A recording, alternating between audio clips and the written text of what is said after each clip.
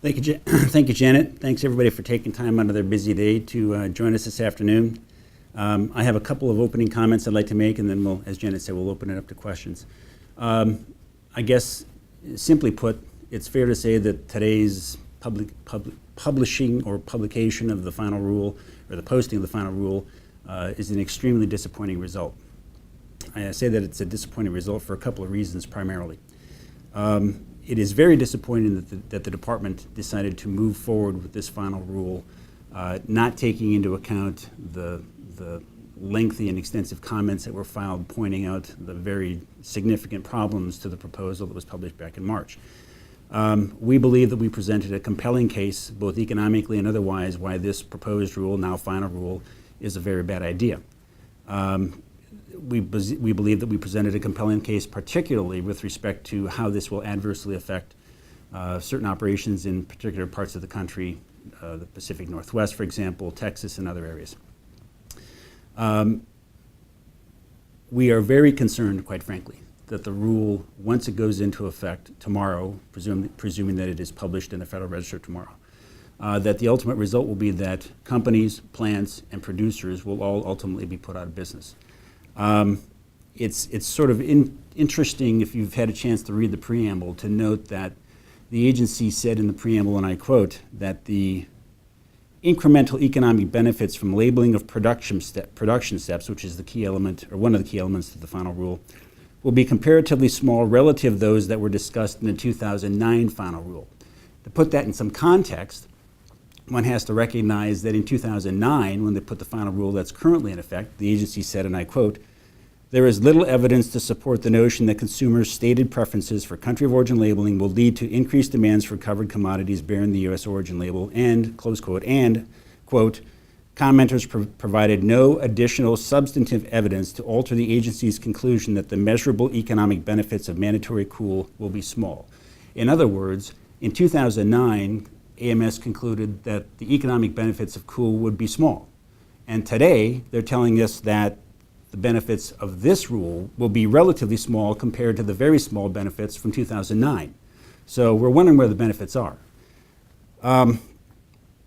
The other thing that's extremely disappointing, the other aspect of the rule that's extremely disappointing, is the fact that it goes into effect upon publication in the Federal Register. And we're presuming that that will probably take place tomorrow, which means the rule is effective tomorrow. That effective date presents a whole host of problems. One, it ignores just the realities of the marketplace and the supply chain. It also ignores the elephant in the room, which is the WTO compliance process that started this whole issue, the WTO case that started this whole issue in the first place.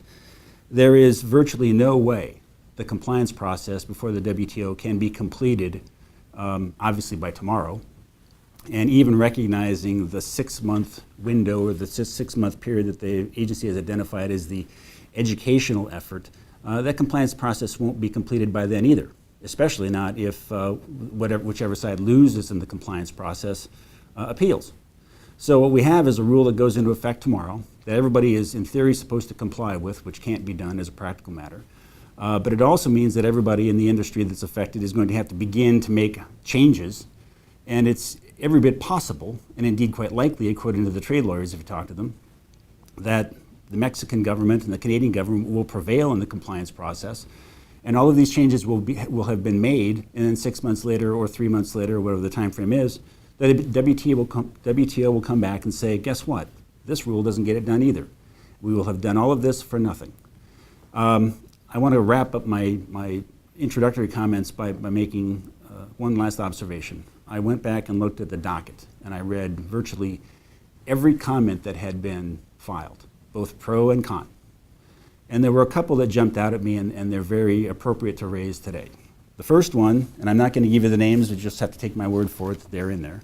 The first one is a little bit lengthy, but this fellow says, and he's pretty much spot on when it comes to country of origin. He says, let's see, a calf born in Canada, 8 months later leaves its mother and makes its way to Colorado. There in the United States of America, it is fed and cared by U.S. citizens, is fed U.S. grain, and is fed in a facility owned and constructed by U.S. citizens. When the time comes, it is trucked in U.S. trucks and drivers to a USDA certified plant, is processed by U.S. citizens, and even carries the grade of the USDA. Now, however, the government thinks it's important that we understand or know that that animal was born in Canada. How does this make any sense? And then the last one, I guess my favorite, and the one that sort of jumps out at me and is most appropriate to raise today, it's simply put, please do not change the labeling requirements. I need my job. With that, I will close and answer any questions that you might have. Operator, we're ready for questions. Ladies and gentlemen, the floor is now open for questions. If you do have a question, please press star 1 on your telephone keypad at this time. Questions will be taken in the order they were received, and if at any time your question has been answered, you can remove yourself from the queue by pressing 1. If you're using a speakerphone, we ask that while posing your question, you pick up your handset to provide favorable sound quality. Again, ladies and gentlemen, if you do have a question, please press star 1 on your telephone keypad at this time, and please hold while we poll for your questions. And our first question today comes from Brian Salvage. Please state your question. Good afternoon, Mark. My question simply is, what plans does AMI have at this point under the current circumstances to move on this? Well, we have a significant task ahead of us on a couple of fronts. One, we need to educate our members about what the rule says, what the impact is in terms of what it takes to comply. I don't think that there's any doubt that we will be investigating, along with other organizations that are opposed to the rule, opposed to the concept of cool generally, that we'll be investigating whether there are opportunities to fix this in the legislature, and whether we explore other options. Candidly, Brian, I'm not in a position to comment on that at this time, just because. I mean, the rule in its current format is about 98 pages long. It takes a little while to sort of distill it, digest it, if you will, understand it. So whether we would, for example, pursue legal action, right now I can't tell you that. Okay. Thank you. Sure. Thank you, sir. And our next question comes from Steve Kay. Please state your question. Hi, Mark. Hi, Steve. Firstly, you spelled out the effective date is today. So the 6-month period was not required, even though it turned out to be an economically significant rule. I'm correct in saying that. Is the effective date the same as implementation date? Because it seemed like AMS didn't mention the word implementation. Technically, the effective date, when companies are supposed to start complying, is the date that the rule ends up published in the Federal Register, which it's on public display today at the Register. It'll be published in the Register, we think, tomorrow. If not tomorrow, then Monday, certainly by the latest. That would be the quote-unquote effective date.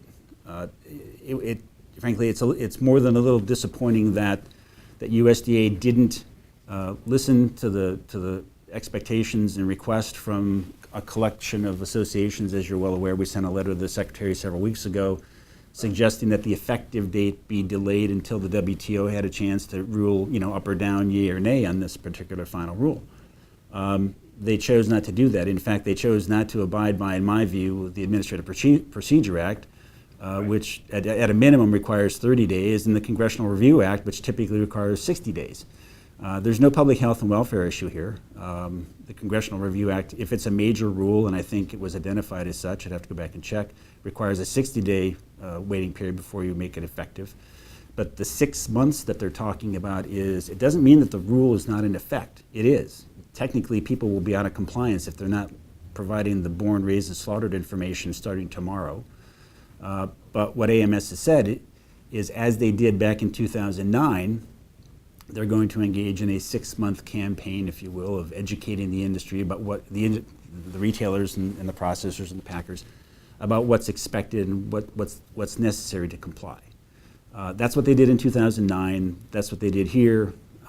Again, it's disappointing that they're expecting companies to jump through all these hoops, make all of these changes, invest all of these funds, only to look at the very real possibility that the WTO will come back and say this is not acceptable. Right. Second, quickly follow up. Have you got any indication of how long it may take the panel, the compliance panel, to make a ruling? And secondly, can Canada and Mexico request retaliatory action tomorrow, for example, or do they have to wait for the compliance panel to rule? I think as a general rule, the compliance panel process takes typically from 6 to 9 months.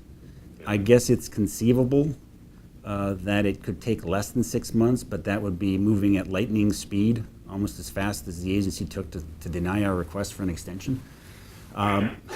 Sorry, had to get that in. But the typical, the sort of the norm is, 9 months to a year, and that's at the initial panel. I mean, I would expect that whoever loses in the compliance process will appeal, and that adds a few more months thereafter as well. So it's virtually impossible for there to be a WTO decision on compliance with respect to this rule before the 6-month, quote-unquote, education window closes. Right. Oh, and to answer your other question about retaliation, Yeah. my understanding is that the Canadian and Mexican governments are in a position to at least start the process, that things can move on a dual track, but it seems to me that the logical approach for the WTO, as would happen in our judicial system, they're going to decide whether the rule's in compliance first, because if it is, why spend the time and resources on retaliation issues if the rule's in compliance? Yeah. Most of us don't think it is. Obviously, the USDA is contending that it is, but it would make little sense to spend a lot of time on retaliation issues if, in fact, the final rule is in compliance. So in other words, you think that Canada and Mexico will kind of hold their fire until the panel rules? I can't speak for what the Canadian and Mexican governments will do. They might initiate, but it seems to me that the WTO would they're essentially judges, that the WTO would say, we're going to deal with these things in the sort of logical, sequential order. Hey, your line is live, Steve. Sorry to prolong this, Mark and Janet, but I've had comments from people this morning, even retailers saying, okay, the 6-month period, we're not going to start acting until the day before. Obviously, your comments, you'd want to encourage people to start acting before that, but there's a terrible catch-22, Mark, isn't there? Will people wait to the last minute? My expectation, and I can't speak for everybody, I guess what I would expect is that on the retail side, in terms of making the changes to the label, a lot of companies, for example, have their computer programming, their software designed to comply with the rule as it has existed. And they've got pre-printed label inventory, things like that. And the agency recognized that in the preamble conversation. So I can certainly see where retailers who have labeling inventory would burn that before making a change. That said, I think I would expect some of them, both on the packer processor side as well as the retailer side, to begin to make, maybe not tomorrow, but at some point between now and the end of the 6 months, to begin to make some changes, because you can't flip the switch that quickly. Some of the changes that need to be made, if you need to buy new, labeling equipment, if you need to develop new software to be able to print born, raised, and slaughtered, or whatever the abbreviations that are going to be acceptable that are referenced in the rule. All of those things need to be done, and they can't be done the day before the 6-month period runs. So you're going to be starting to make some changes. I would expect, frankly, as we said in our comments, and as the retailers said in their comments, some retailers are going to move from accepting the B category product to accepting A only. And those kinds of changes can't be done overnight. There's another, I'm glad you asked the question, because there's something I find a bit confusing. In the preamble, the agency talks about labeling inventory and the cost of burning that inventory, et cetera. But then they also say that you can continue to use those labels that say, for example, product of U.S., Canada, but then they expect you to put up signage that says born, raised, and slaughtered. And now what's not... I read that, Mark, is that you could have a conflict between the signage and the label. One, you can have a conflict, and two, are they expecting that to be done tomorrow? That's not clear. And if they expect it to be done tomorrow, then how can any retailer who's got B category product, they can't possibly know if the animals, some may have been born in Canada. It's like I said, the idea that the effective date is tomorrow is, as a practical matter, nonsense. Yep. Are there any other questions? So just quickly on the livestock side, and you probably don't know the answer to this, but I'm just trying to work out the market implications as to if you know, especially on the beef side or even the pork side, if beef and pork processors decide that they're just not going to buy any more foreign-born cattle, will they continue to buy those cattle right up to the, you know, for several months, or they, you know, when the market impact might occur? I mean, will it be similar to the labeling changes, do you think? Well, you know more about the markets than I do, Steve. It's you know, Yeah. it's your area of expertise, but it seems to me that there are issues that come up with this. People are going to be making it, and we know because we've been told by the retail community that many of them who are accepting the beef category will cease to do that at some point. You and I have talked about the issue of the inventory of Mexican and Canadian feeders that are in the system, and what's going to happen to them if they don't have a home, if you will, in the retail marketplace, and if they're forced to divert those only to food service or export, for example. There are just a whole host of issues out there unresolved, and the fact that the agency would make this effective, you know, I keep saying tomorrow, presuming publication in the Federal Register, is, as we said in our statement, incomprehensible.